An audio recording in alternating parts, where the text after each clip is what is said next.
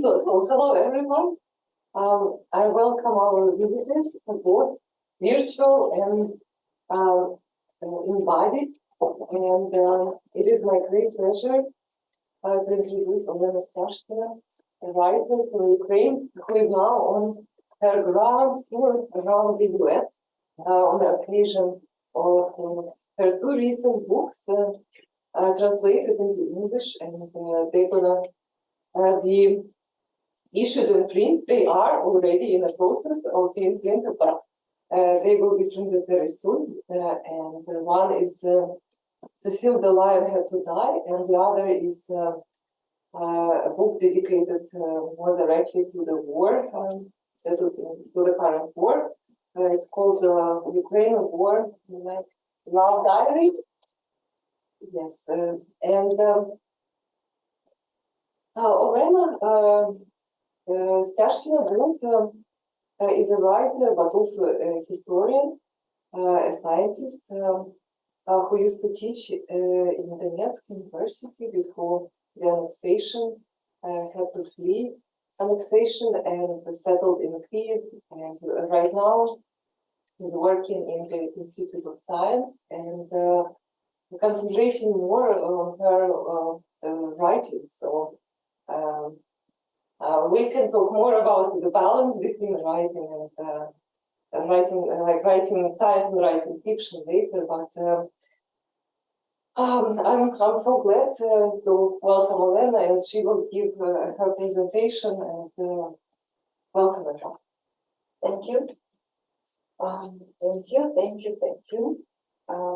Thank you for to our Ukrainian army, for my life, for European safety, for life of children in Ukraine, and for opportunity to be here to speak to you.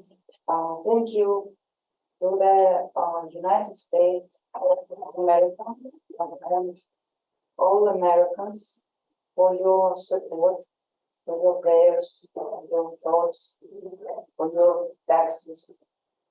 It's very important for us.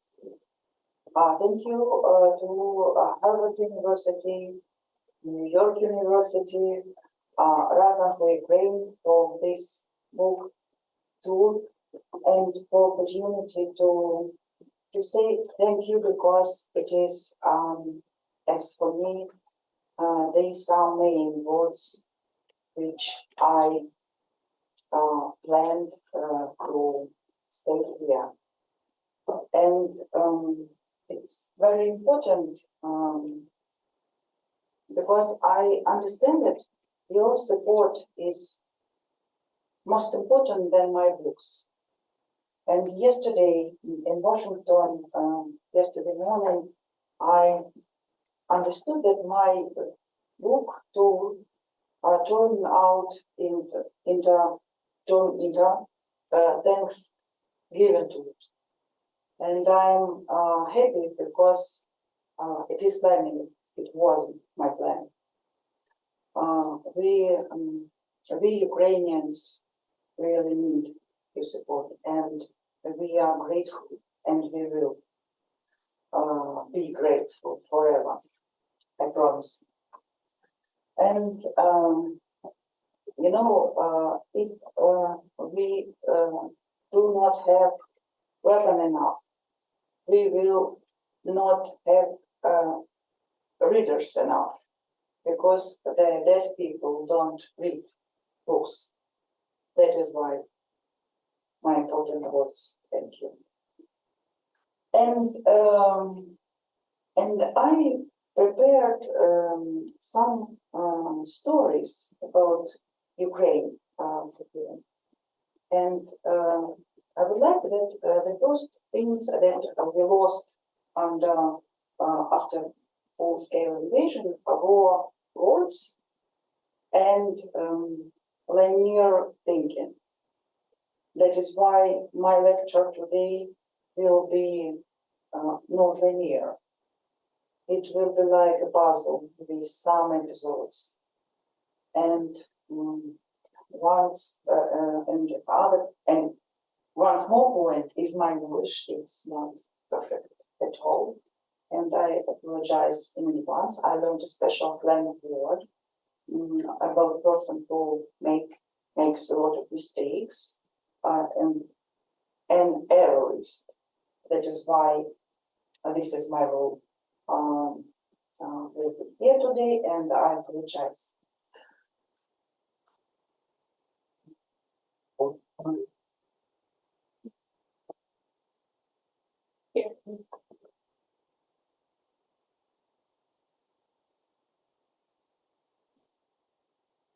Now we should continue to the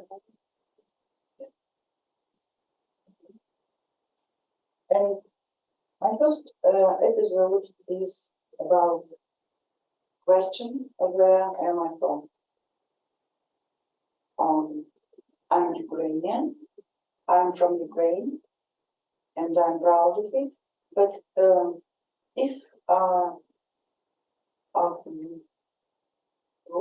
there were not Bolsheviks and Russian world and Russian Empire, I would say today that I'm from New America. New America, which is situated in Ukraine, like New England, that situated in the United States. I think that you know about Mariupol, about defenders and civilians of this city, about tragedy of this city. But I'm sure that you have never heard about our American roots in this city, about our American past. In 1986, the construction of metallurgical industrial plant was started near the city of Mariupol. This picture. And the entire factory was bought in Seattle, dismantled, and shipped to Mariupol. And by 1899, all components of the enterprise had been in operation. And the American engineer, Henry Loud, was the first director of this enterprise. And the other great engineer, Julian Kennedy, was his vice director. Julian Kennedy was called as a father of Asian metallurgical plants. Ukraine is not an Asia, but he was a father of this metallurgical plant. He was an inventor. He wasn't an engineer. He was a brilliant worker. He was a person who could fix anything with hammer and hitting.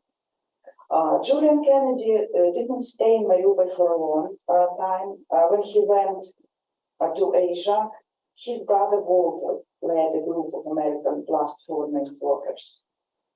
And Kennedy were famous.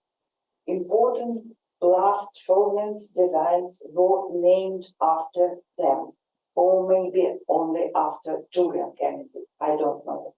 Drilling equipment, Kennedy system. Cooling equipment, Kennedy system. And all these titles have been saved for a long time, for today. We remember. But a Bolshevik and Russian wars didn't. Bolsheviks stole this plant, and they named it after Lenin, Zavod Ilyich. And then Russian troops destroyed this plant. And this is American heritage, and this is Russian war heritage.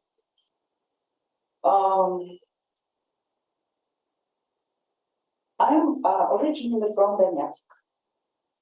Donetsk was founded by Welsh Welsh engineer John Hughes in 1869. He was 55 years old, at the same age as me. But I'm not sure that I would have been able to found the steel works, and then a town with many streets, churches, hospitals, schools, and even football team. These are two pictures. One of them from Izolyatsia and other from Birmingham, Alabama. This is the same logic of building of city. And Izolyatsia was the first, and Birmingham was the second, or maybe the third, I don't know. This photo from March 1936, and this in the beginning of this 20th century. This is Padre Bulla. They were volunteers, and they were local inhabitants, and they were very proud of their job. This is a football team and the process of playing football. The first football team was from Englishmen, and then local workers started to play with them, and then there were many mixed teams. And the famous football club of Donetsk, Shakhtar, is a child of this passion to football. Cycle, track, and PT attempt to play golf. Both failed, really, but cycle track was good enough. And let me introduce Anna Gwen Jones.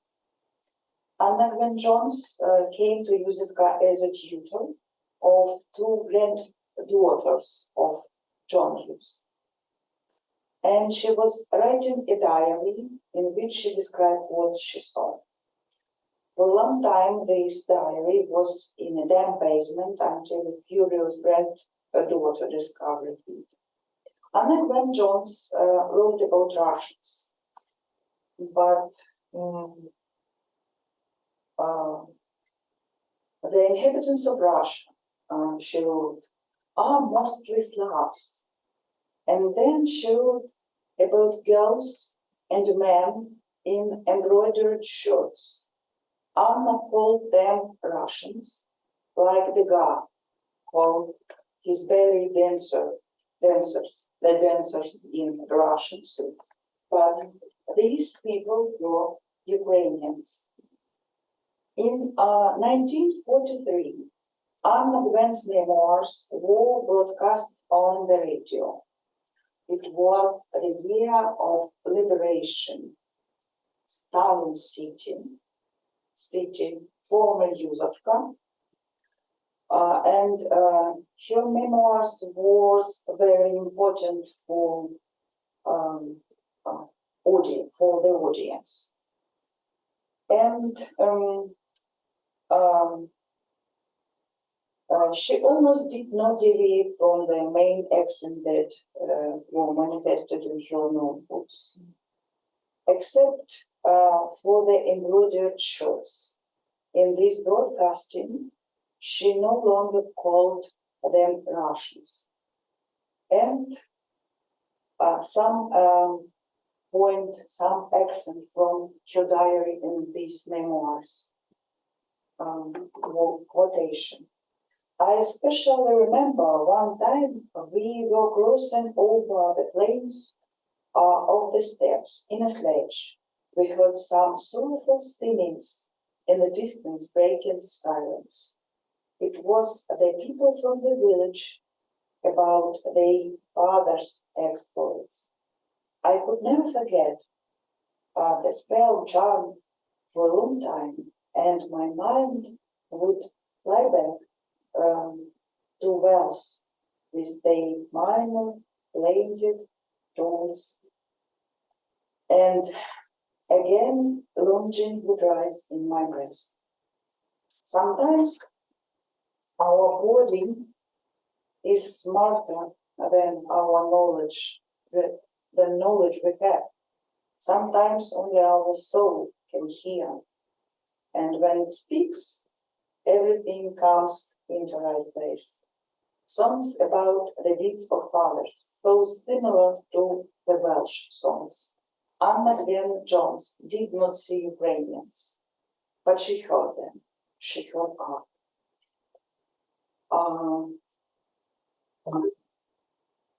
Your son Gareth was born in 1905, and her tales, fairy tales, and stories of faraway parts of what was then the Russian Empire became part of his childhood. Her son Gareth Jones, was a journalist who told about Holodomor in Ukraine and who knew Ukraine and used the word Ukraine in his diary.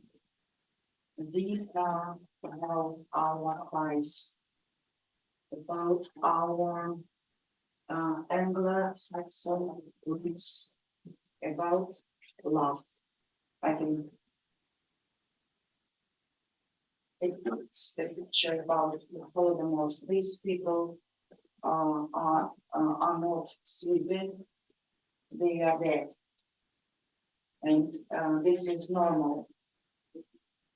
Streets are full of dead bodies in Kharkiv. And Gareth Jones wrote about it in English and American newspapers. This picture, these are two pictures, really, and one of them from Bakhmut. If you know what I mean, Bakhmut is a place of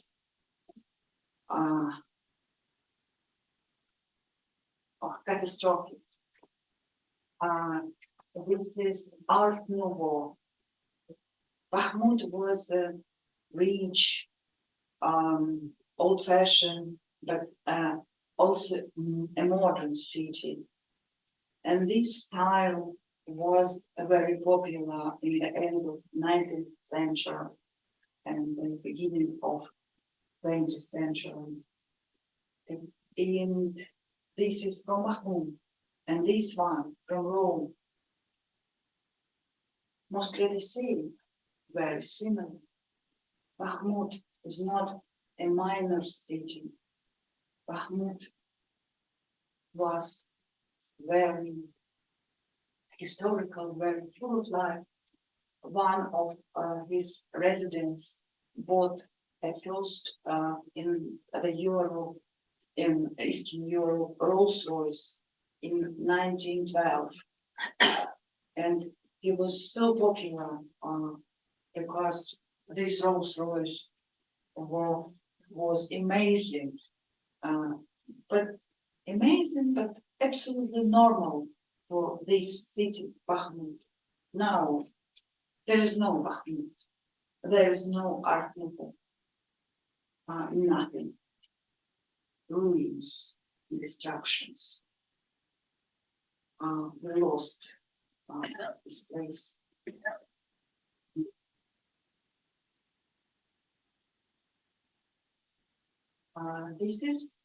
These are two pictures. One of them from Bakhmut and another from London.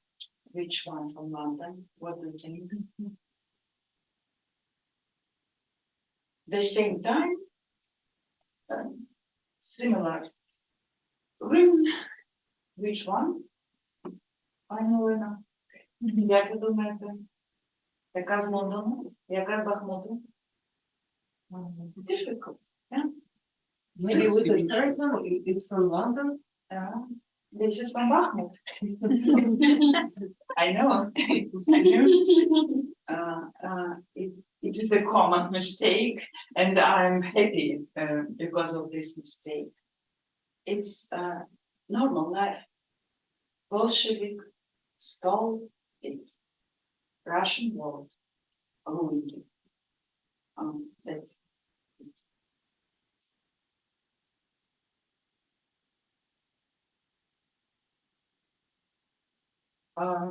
when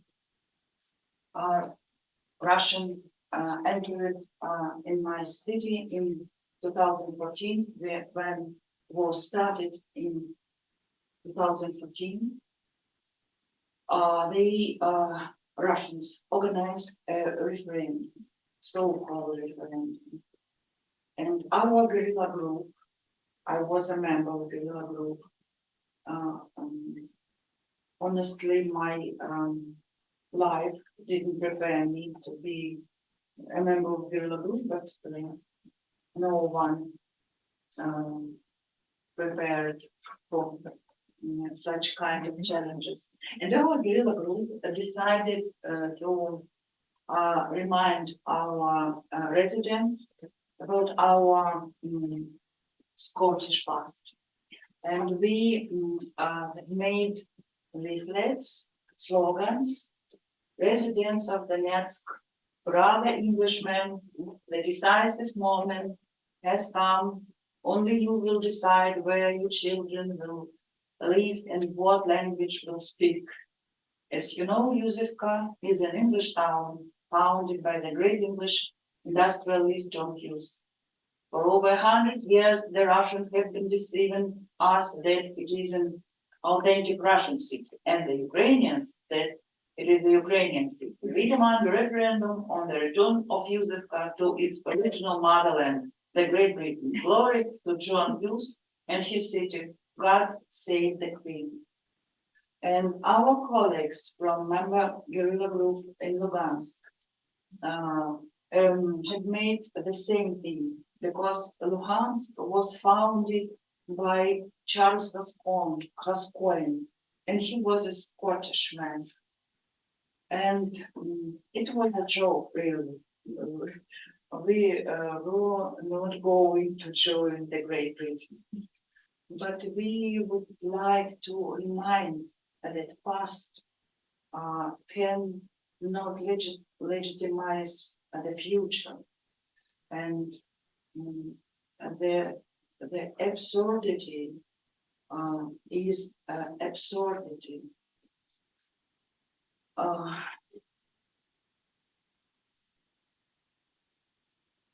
And my next episode is about Victoria Nelina, brilliant, prominent, famous, gifted. She's a light, really. She's a kindness, embodiment of kindness. She finished high school in Canada, but decided to return to Ukraine. She became a successful IT engineer, but decided to change her profession and became a writer. And she became a successful writer, brilliant writer. She went to Harvard for master's degrees in writing, but returned to Ukraine because of war in 2014. She is from Lviv, but fell in love with Donetsk and Luhansk. Victoria was organizer, was founded, was heart of the New York Literary Festival. Victoria and New York. New York is a small city, small town in the eastern Ukraine. There are two versions of its name. According to one, The village was founded by local owners, and one of the landowner's sons was fascinated by America and named the village after New York, this place. And the second version is a romantic one. It says that the village was founded by German colonist Mennonites who came to Ukraine. And according to this legend, the founder's wife came from the United States, and the settlement was called New York because she was homesick.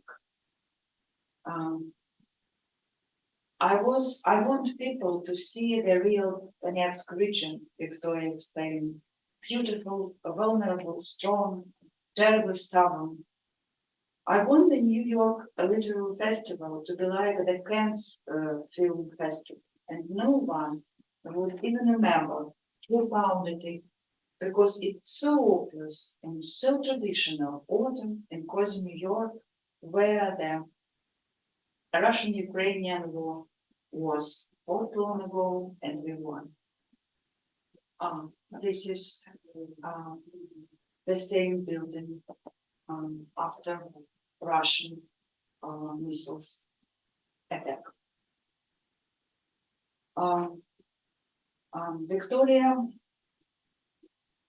Victoria is, but if we need to use correct words, Victoria was. But I'm not going to use correct words. For me, she is. The Russians killed her with a rocket in summer 2023 in Kramatorsk, in Pizzeria. Instead of speaking at the Kyiv Book Forum, Victoria took 3 Colombians to the front line in the east. It was important to her to tell the world about our war. The effort that took Victoria's life, together with those of another 12 people, including 3 children, was highly praised by Colonel General Andrei Kartapolov, the head of Russian Duma Defense Committee. Speaking on Russian TV, he said, the strike on Kramatorsk was a real beauty. I bow my head to those who planned it. Not a blow, but a song. My own military heart rejoices. My dear friend Vika was killed. And about our Vika's and my last words, there was a huge military stand at the Kyiv Book Forum. Among other things, volunteers sold shell casing, which they painted with apt words and beautiful patterns. Vika was in a hurry to get to her panel and told me, buy some for me, you know my taste. I bought her shell casing with a root inscription, and I didn't translate it. I took a picture of it, sent it to Vika, and wrote that I love her. And she wrote back, I love you too. These were last words to me. And I think she would have said the same to everyone. She speaks the words through her lyrics now, and today with my voice. I'm proud to say this. About the woman who stops. Do you see that woman with her hands stretched behind her? She's seemingly dragging a suitcase or leading someone. That invisible suitcase is heavy because the woman walks slowly. Such women are usually called crazy. There was nothing she could take from her down home, and no one now knows who lived there with her. But they still walk with her, and the younger one struggles to keep up, and the woman stops them she always waits him. And now I always wait for her, for Victoria.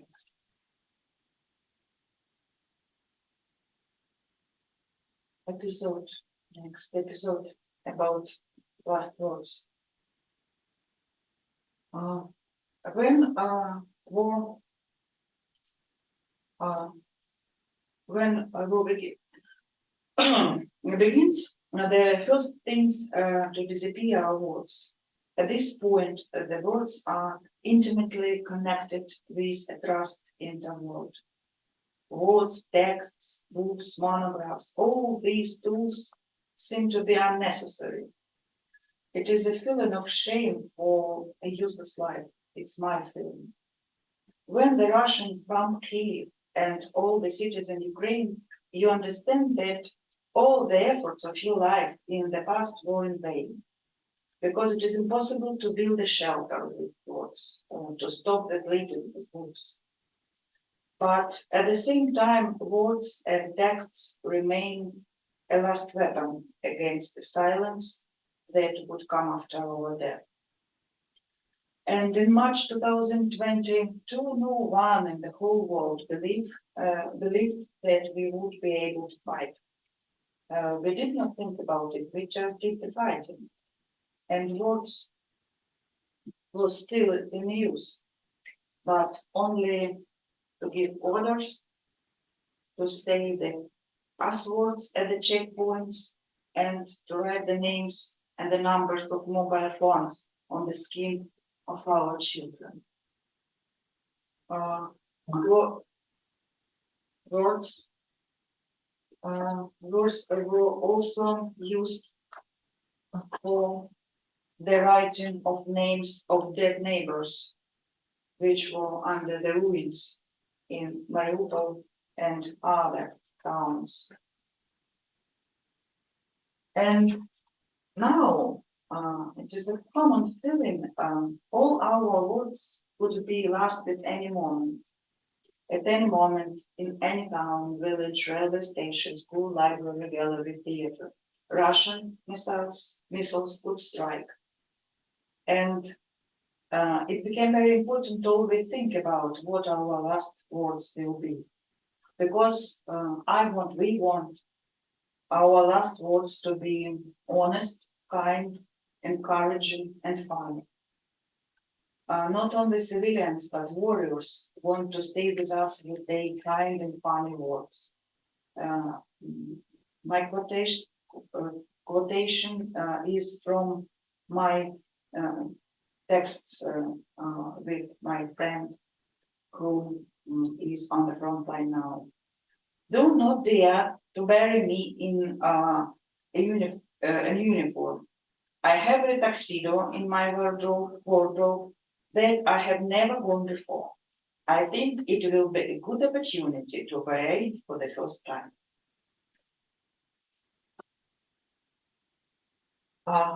The point of this part of my lecture today is that we don't want to be victims. We don't want to be remembered as weak, helpless people. We live and we are ready to die as fighters. That is why words are important again. But they are still less important than our shooting skills, our ability to stop bleeding, our ability to deliver aid to the front line, and so on. But we would like to be remembered as a grateful. So thank you again.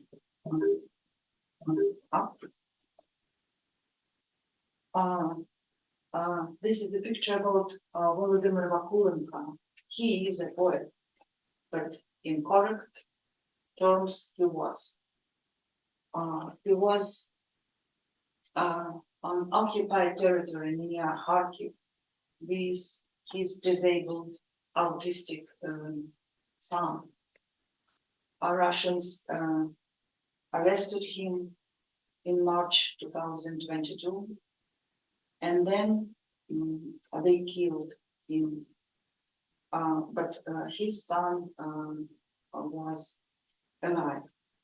Only Volodymyr was killed by two bullets in his body. He was found in mass grave only after liberation of Kharkivshina in November 2022. But before his arrest, he thought about it, I think, and he hid his diary in the garden, and then Vika Melina found this diary in the garden, and it is her hand with his diary. She was alive at the time, and now Vakulenka's diary was published as a book. As long as the writer is the writer lives, wrote Victoria Melina in the preface. And the last words of his diary were, and today, on the day of poetry, a small wedge of praise greeted me in the sky, and I could hear them calling, everything will be framed. I believe in him, in Victor.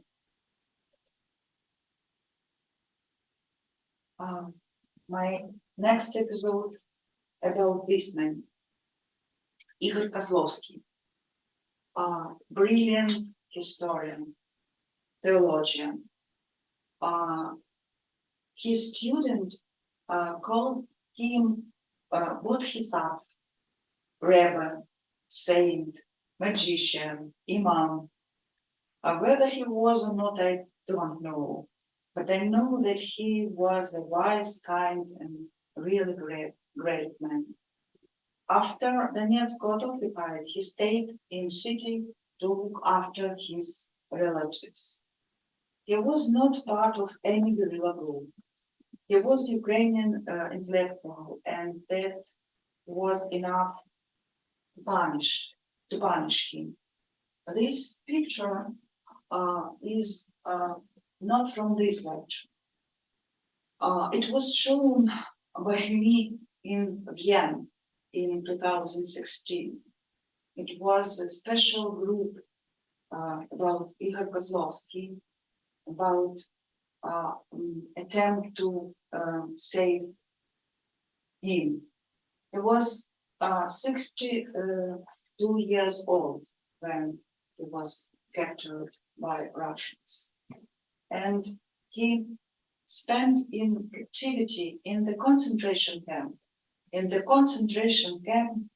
middle of Europe, 700 days. And then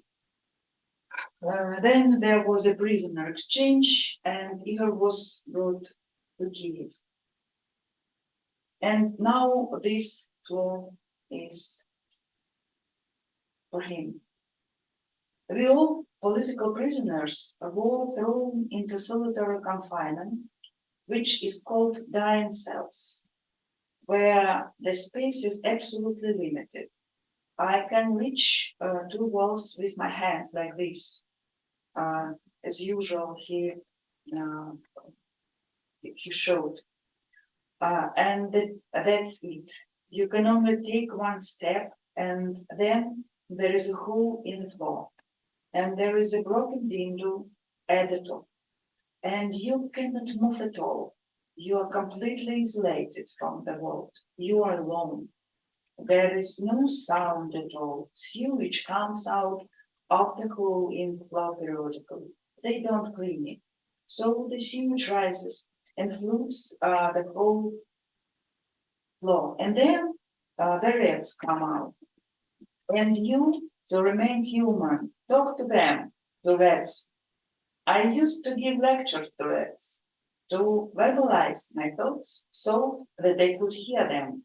Because when you verbalize, when you hear the text that is born, you remain human.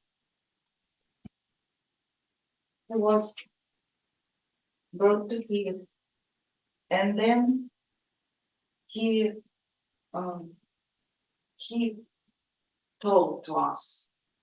He helped us from our traumas, from our weakness. He didn't write books. He preferred to tell, to speak, to talk.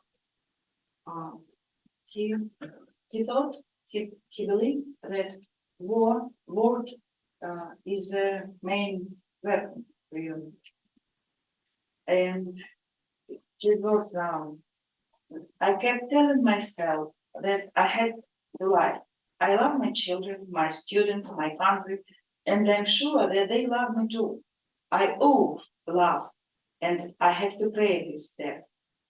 Hate destroys. If you don't have space for love inside, you can become a receptacle of evil.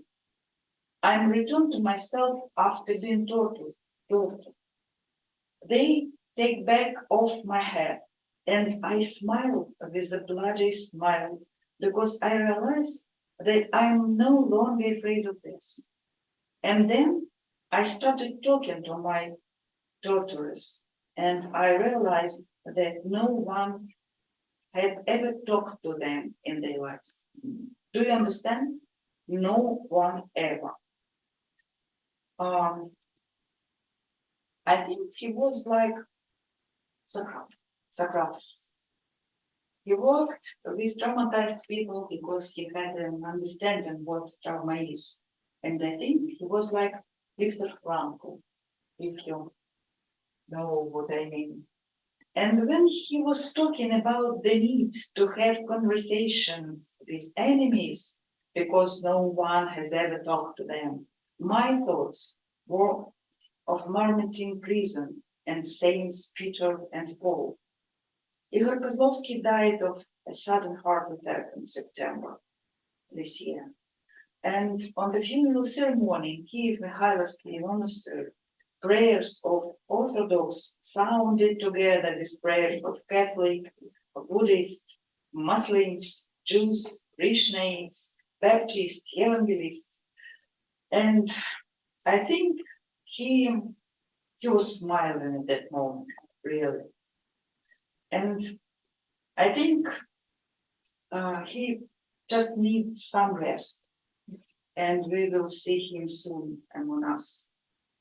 And I think in this point, he agrees with me. And I also think that I cannot talk to our enemies because anger is my new name. And I know he disagrees. And forgiveness should be our future. And my next episode about war and about my diary. Some words about books because it was a plan of Harvard and plan of Razum for Ukraine. And this is my some words. In Donetsk, Luhansk, we saw and we recognized, we knew the war in 2014. The war started in 2014, and I'm the witness of this fact. And my friends and my colleagues, my former students became warriors, volunteers, and we are in war from 2014. This drawing, this drawing and this one, these are about our children of members of our guerrilla group. They were 10, 11, 12 years old in 2014. And in 2022, they were 90. And children who drew the sketches to the front line in 2014 became warriors who now defend our country from Russians. It is about generation. It is about their lives. Half of their lives, or more than half of their lives, are in war. They should be funny. They should have a teenager's problem, but they were in war. And my diary about these children, about members of our guerrilla group, about some funny stories, because there are many funny stories in the theater of absurd war in Donetsk and Luhansk in 2014 really. It was my love letter to Ukraine. It was my love letter to my friends who decided to be Ukrainian despite the Russian native speaking. And some pictures from the start of this war. When I have been preparing this presentation, I saw that I understood that I have a question: where are women on this picture? In our region, women are very active. Ukrainian women are very active everywhere. But where are women? Some women, yes, but what is the man really? It was not a man really. It was so-called local protester from Russian region. They came from Russian regions. They came abroad and they made a picture for Russian TV. And that is why there are no women or a few women in this picture. The next stage of this war, April 2014, and this is about Russian special forces and the word "поребрик." It's very difficult, but I explain in this case in my diary why does the word "поребрик" sound so unnaturally in Ukraine.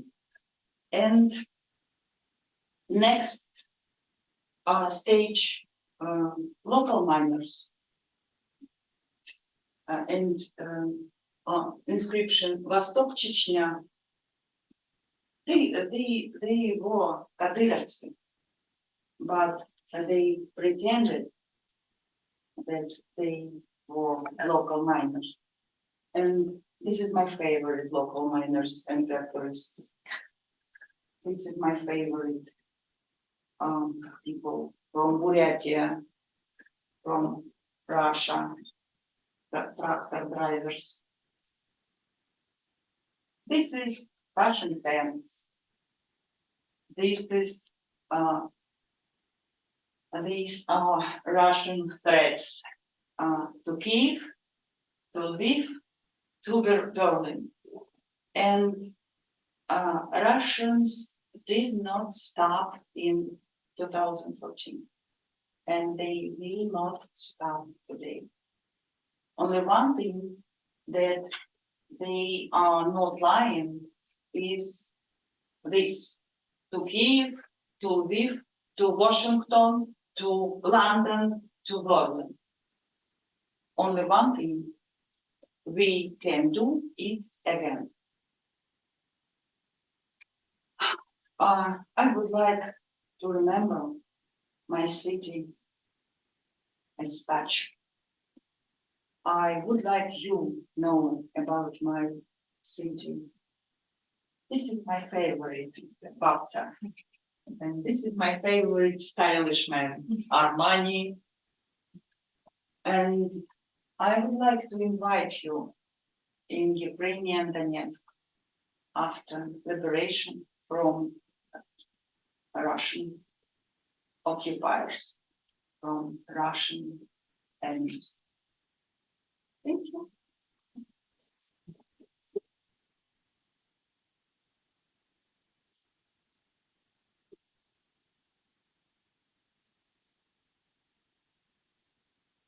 Thank you so much for this really incredible introduction to like your personal view on Ukraine and all the events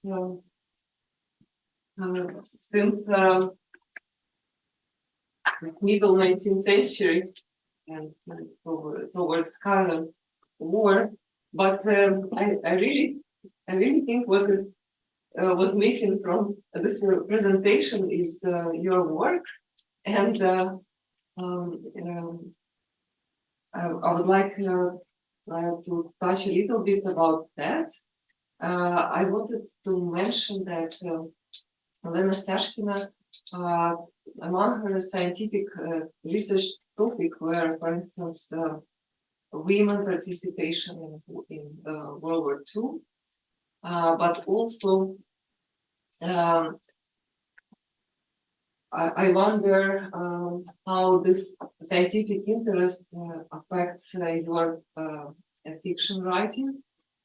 I'm also curious to find out how your transition from Russian to Ukrainian happened in your creative writing, because I've heard from so many writers that they just couldn't do it, and they would not use like prosthetic language, but you were able to do it, and I wonder. But I think I got a bit of a hint when you were saying something about your rage, like your anger. Maybe this is what have driven you. But and so I'm just aiming to start the conversation really about your work, because I have to admit I had very little time. It's a very recently published book, so I have finished a bit like a half of it, and it's absolutely fascinating, captivating, and a book which you cannot really put aside. You really want to continue and find out what's going to happen. But of course, our audience, both virtual and in person, I invite all kinds of questions about current events or anything. But let's maybe begin with talking how you balance your academic life and your life as a writer. Thank you. Thank you for your questions, and thank you for your reading, and thank you for kind words. It sounds like music for me, but I don't believe, but I take it. There is no balance really. There is no balance because I think that I can let myself to be different persons. It's not about Billy Milligan. It's about some style of life, maybe. I'm sure that I'm a historian because I know how it works. I know how I can realize my idea, how I can collect my sources, and how I should analyze them. But if I think about my novels and stories, I don't know how it works. Really, I don't. That is why I'm not sure that I'm a writer. That is why there is no balance. It's absolutely no balance. No writer, no balance. That is why. That is why I need to get used to be a writer. But for me, writing is a way of talking to myself. I like be alone. I like the solitude. Really. I like have enough time for thinking, and sometimes I know that I'm a good listener. Um, I like to listen stories from other people, and sometimes I write it. Not absolutely in those way that I heard it, but yeah, I do it. And as I said at the beginning of the war in 2014, I believe that that words have a weight. The words mean. But during the full-scale invasion, I didn't. I stopped to believe in words. Only in words, thank you, maybe. That is why. And about transition, my diary was written in Russian. And it has never been published in Russian and in Ukrainian. Some pieces from this diary were published in Kritika and some journals, and that's it. And I'm not sure that I want to publish this diary because it is a problem. For publishing, I need to translate it into Ukrainian. But I can read it. I can't read it really. I feel huge pain, and I feel huge pain even when my translator read some pieces in English, because як з'ясувалось, it turned out, I remember all these horror in details. I see it now. It's but one option is this option is our victory. Maybe after our victory, I will have enough resources to translate it, because I will know that we are fighters, we are not victims, and we will win. We win and won already. That is why I don't think about it, because I have some time for this, because we need weapon for this, for realization of this idea. And the novel, Cecil the Lion Had to Die, it was written in two languages, in Russian and Ukrainian. The book started in Russian, and then step by step, line by line, or pages by pages, the language is changing, and the book finished as Ukrainian book with Ukrainian language.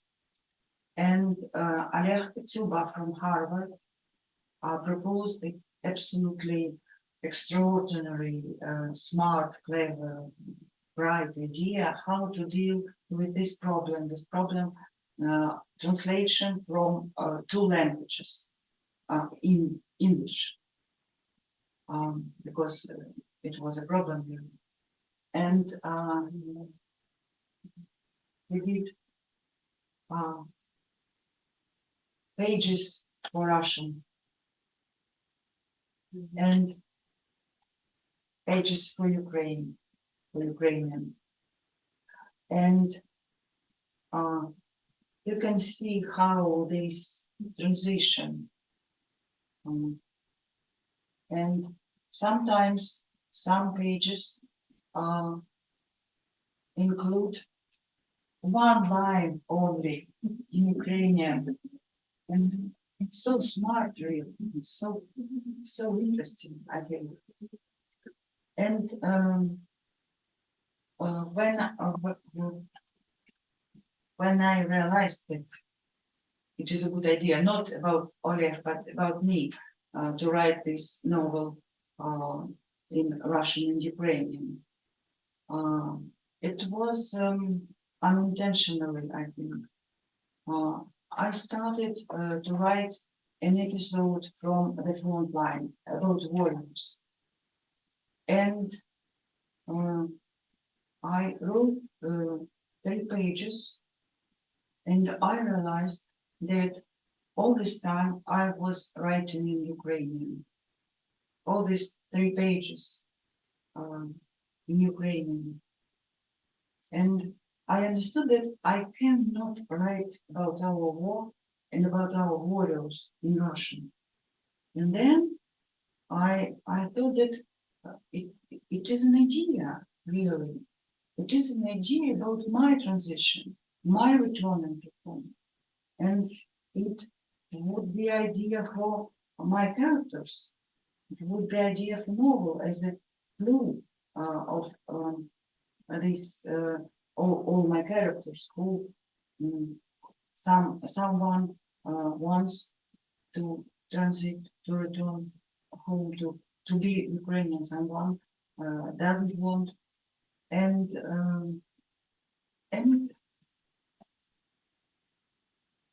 It's very interesting you mentioned return, but you were saying you were born in Donetsk, but you have roots there, your family.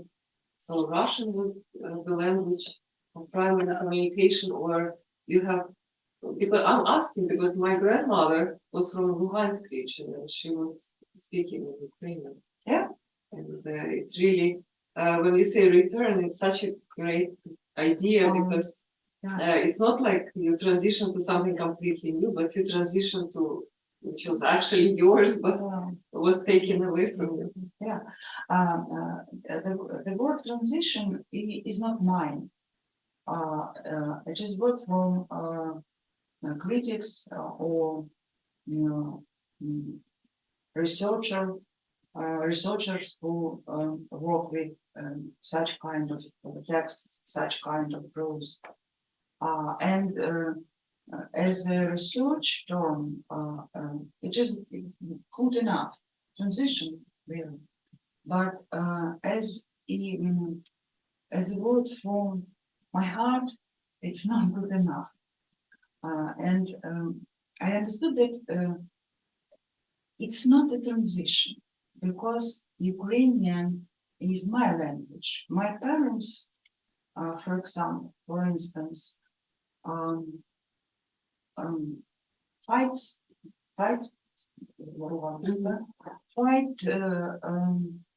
in Ukrainian novels. Yeah, and they sing songs in Ukrainian. And Moja Kochana, when they speak about love, about something tenderness, it was always in Ukrainian. And I have a good example, but here I need a translation. В Донецьку ніколи не можна було купити свеклу, а можна було купити тільки буряк. І всі російськомовні продавчині дуже дивувалися, якщо якась кацапка просить купити, прийшла купити свеклу вона, що вона там наварить, що вона борща варити не вміє, свеклу вона хоче. То, якщо... Well, it's very, it's not easy to translate, but the play in the story is between the name for the beats, one in Ukrainian and one in Russian. So even though it's in this supposedly Russian-speaking city, Donetsk, when a woman would ask for beat in Russian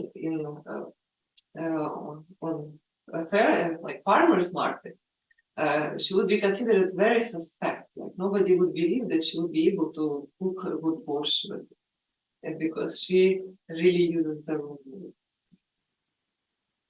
Banal nationalism, Michael Billig, it is his term. Banal nationalism. Banal nationalism is in our songs, in our foods, in our intimacy, and this is about our roots. And this is why my film is not transition. It's not about transition, but about return to home.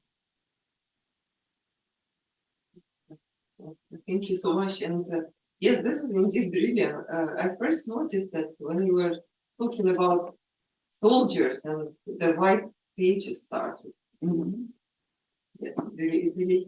But I don't want to occupy this like conversation, and I really welcome questions from the audience about Donetsk, about presentation, about books. Any comments on what you've heard? Or if we have any comments from our virtual audience. If I can ask both, you can move slightly to the left and to the right, so we can get the camera behind us. Perfect, thank you so much. Of course. Perfect, okay. Yes, we do have one question on Zoom.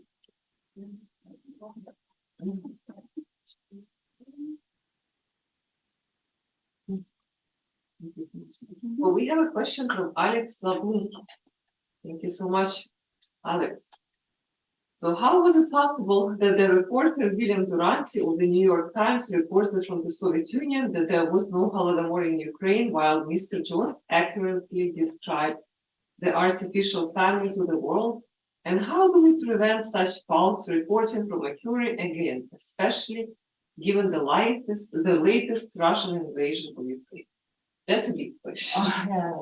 This is an important question, because now we are living in the world of humanity, really, in the world of Kremlin propaganda and Kremlin assistance in many countries. Walter Duranty, as you know, Walter Duranty was a classmate of Gary Jones. They both graduated Cambridge, and they both had equal basic education and upbringing. But Walter Duranty liked Moscow, liked socialist idea, and I think he liked money. And now this story repeats in many editorial boards in European press. You can read bullshit. Walter Duranty was a talent. I recognize it. But now no one needs a talent. But every one, like Walter Duranty, like money, or money. That is why I have no proper question, proper answer to this question. But I agree with the sense of this question, really. Thank you.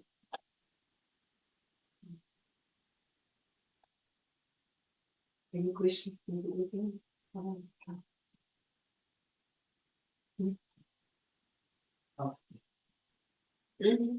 Oh, yes. A question, you talked about the connections between New England and Anglo-Saxon roots of Donetsk and Luhansk. Have you been able to visit the mining towns in the United States or United Kingdom? And I'm wondering if you found certain connections between what you see, what you have seen during your life, and what you can find in America and United Kingdom right now. Yes.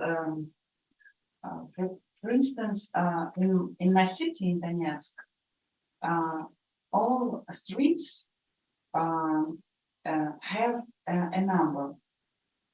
First line, second line, third line, and so on. Then, when Bolsheviks occupied Ukraine, these number streets were named after communists or something revolutionist.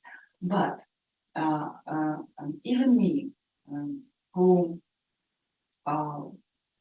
was growing up in this last Soviet period, knew that this street, Artyoma Street, it's not true. It's incorrect name. This is the first line, and I lived in street Cherustinsk, but I absolutely knew that this is 13 line, and some details were with us during all our Soviet life.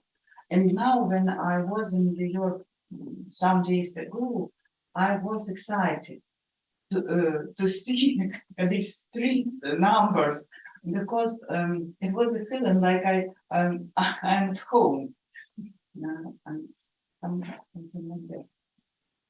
I have a question, because I haven't actually read the diary. I've read the novel, and what I've heard in one of the other meetings you had, actually from your publisher, is that there is like an interplay between a diary and a novel. Some stories you can see in a diary, and then you can hear them in the novel. In your, like, what would you actually advise people to do, to read first, a diary or a novel? Like, what works better? Which order works better?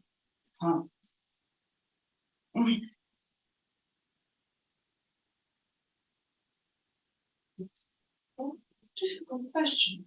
I don't know really. I don't know. I think that my readers need a time between these books.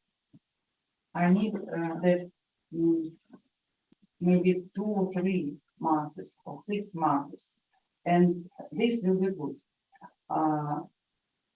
They can start with anyone, but then they need to make a pause, and they must put off my books and then return to one of them. Maybe chronologically it is a good way, but I'm not sure. I know that some readers prefer to read novels, and it's my way of reading really. I prefer novels, but I know that many readers prefer to read diaries. That is why it's maybe about a taste of reading, a way of reading.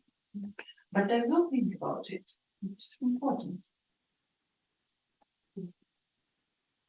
If there is a question, I have a question about how you're being received. So I know you have a very full schedule of speaking in lots of different places and to different audiences around Ukraine.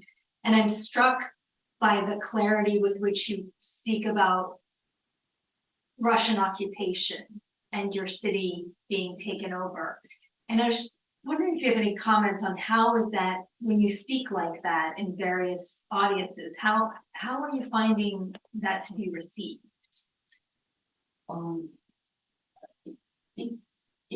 It depends on audience, and it depends on time. When I started to speak about occupation, it was in 2014-15, and very often my audience didn't want to believe me. They wanted to see internal conflict or civil war, or something like that. And it was awful feeling really, because I am a witness. I saw all these catastrophes day by day, and I told them a truth, but they who had never been to my city, who had never been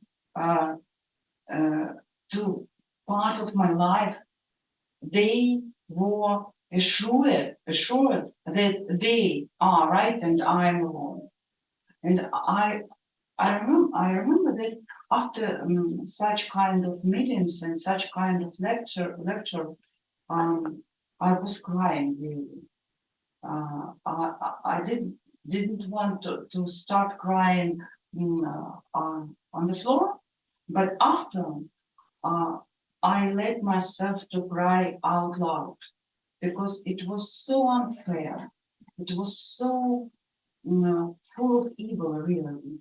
But day by day, year by year, and we, not only me, but many, a lot of my colleagues, we can assure many audience that it was an occupation, not in a conflict, not a civil war.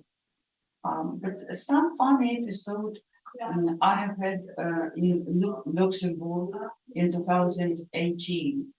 I told about my city, about this war, about these burats on my streets and so on. And then one woman asked me, "Now, I'm sorry, and where is it? Where is it your city? Where is it Ukraine?" And at this episode and this moment, I started to cry on the floor, because I tried. I did my best.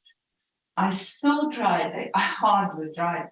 And she asked me, "Where is Ukraine? Where is your city?" But it was only one episode. But later you say that the perception changes. Yeah, perception changes, and the most important that perception this perception changes in Kyiv, in Ukraine, in the level of the lawmakers, and we stopped to call this conflict in, we Ukrainians, and we started to call this territory is occupied territory. And I think it was our common victory, small but very important. And this, all these people are not separatists. They are, and they go colorants. And also Professor Shkandrilo, people. I'll cede the floor to Professor. No, I was just going to ask, you paint a picture of a Ukrainian identity in your town, in your region, with a superimposed Bolshevik or Soviet or Russian identity on top. But many people are wondering, where do these young soldiers come from who are from the Donbass area, who are fighting on the Russian side? How do you explain their psychology? How do you explain why they are fighting on the Russian side? Yeah, which is very important, but a very complicated question, a very complicated answer, really. And many different ways. One of them, the Donetsk region was very different a small part of the Donetsk residents were extremely rich, and main part, a lot of people were extremely poor, and many poor people feels themselves as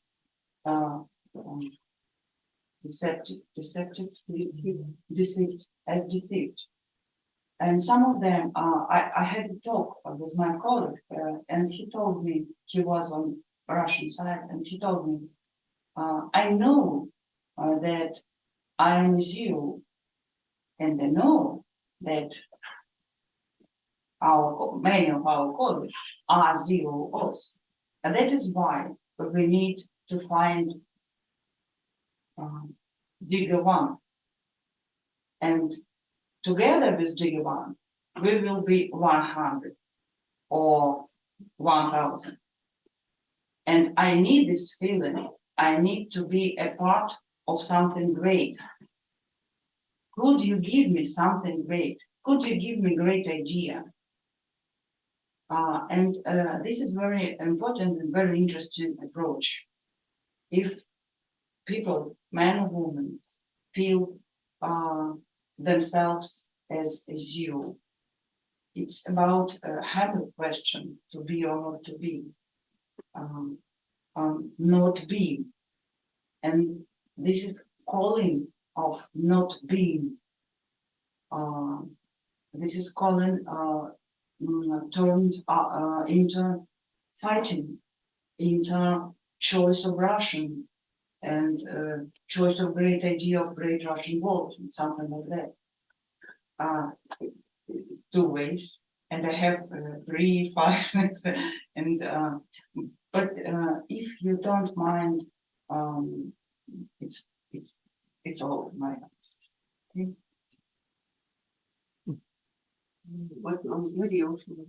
So I think, your interest, your historical topics are very much connected to like Soviet history and really how Soviet history was misconstrued. So like really kind of deconstructing the Soviet history the way the Soviet Union wanted it to see. So you wrote about the Second World War and how it can really be, told the story of the Soviet participation in a Second World War in a very different way. And you wrote about occupation and the stigma of occupation. You even wrote about Soviet food. So in a way, you're studying the period that you're now seeing kind of reconstructed in the city where you used to live, because it's being this very artificial way of going back to the Soviet roots. And some of the characters in your novel also really, have this post-Soviet trauma of like not being able to be in the Soviet Union again. Do you really what do you feel as a person when you see all those ideas being so misconstrued, and even in a wider Russia right now being adopted and being kind of propagated? And every time we see the territories being occupied, the Lenins are going up, the red flags coming up. Pushkin also. So how can you react to that as a historian? Do you have it in you to write more books about sort of the Soviet Union 2.0 and how fake, or is it more cultural history rather than the actual history already? I feel my recent monographs is some kind of crusade. I feel that I must deconstruct all these, not all, but enough numbers of Soviet myth, because it is about nothing, but they have strength. They are very attractive. They are very sweet. And it's not about nostalgia. It's about some poison seeds in this construction. It is about faith in a fair society where all people are equal, all nations are brothers, not sisters, but okay. All countries are friends. And that's on one hand, it is a past, but on the other hand, it is a dream, really.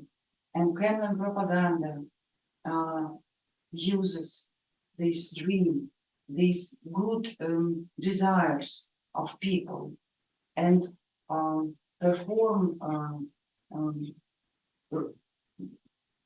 reconstruct it in a weapon. That is why it is very complicated way to deconstruction and way of explanation. Because when someone starts to deconstruction, you dream, you get offense, really. It's something heartbreaking. That is why I don't know if I success if am I success in my way, but I will try, I will believe.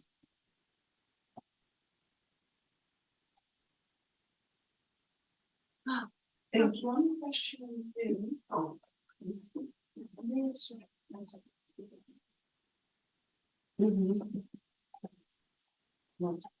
Yes, thank you, Maria, for this wonderful question. Really something I've been also thinking about. But we also have one question from the audience from Olena Stiazhkina. I'm grateful to Olena for writing and speaking about Donetsk, for allowing us to remember that Donetsk is Ukrainian, and for destroying the Russian narrative about the war in 2014. However, even in Ukraine, so many believe that Donetsk is pro-Russian. My question is, what can we do to ensure that after liberation, our city is fully reintegrated into Ukraine? How do we fight the stereotypes about Donbass? Another very deep and complex question. Thank you. I have no a proper explanation really. I have only a way, only a path. And I did, and I'm going to continue my job to explain what is and what was Donetsk, and what is and what was Luhansk. And this term Donbass is a part of Kremlin propaganda, Soviet, not modern, but Soviet Kremlin propaganda. Because Donbass, it's about geography or geology. It's not about society. It's not about history. Donbass is a window of Soviet style of life. This word is a threat. And when we use this word, we cannot go further. We cannot go further, because if we use this word, we start to believe that people of Donbass exist, but people of Donbass don't exist. There are Ukrainians, Russians, Koreans, Armenian, Chinese, they are Belarusians, Lithuanian, German, they are Italian. There are many ethnic groups are living in Donetsk and Luhansk and will live.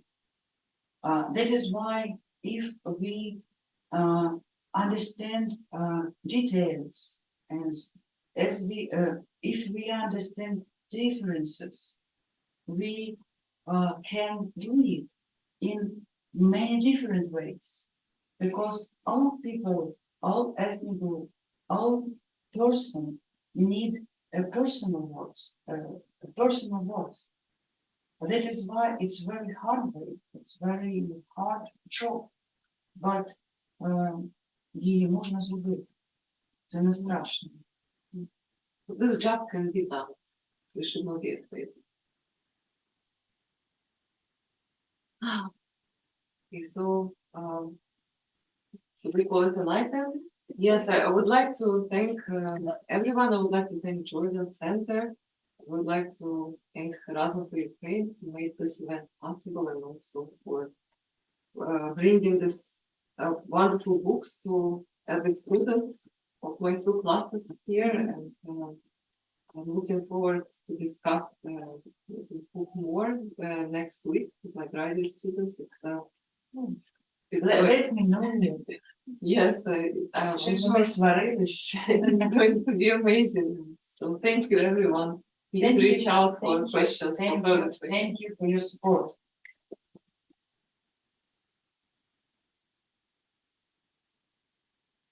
And maybe you could tell us how we can get your book. 'Cause we did have one person send me that question privately, and I was also wondering myself where we can get it.